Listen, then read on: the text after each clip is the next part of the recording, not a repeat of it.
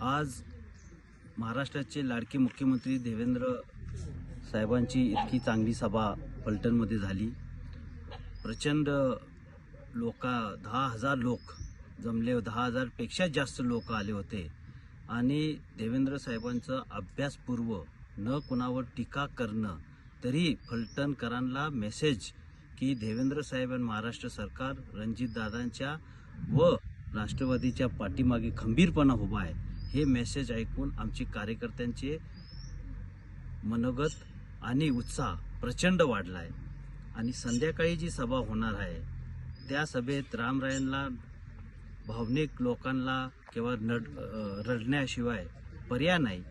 दुसरं, आलेले पाहुण्यांच्या माध्यमातून खालच्या पातळीवर टीका करणं आणि दहशतीचं भूत नाचवल्याशिवाय तुम्हाला दुसरं काय ऐकायला मिळणार नाही।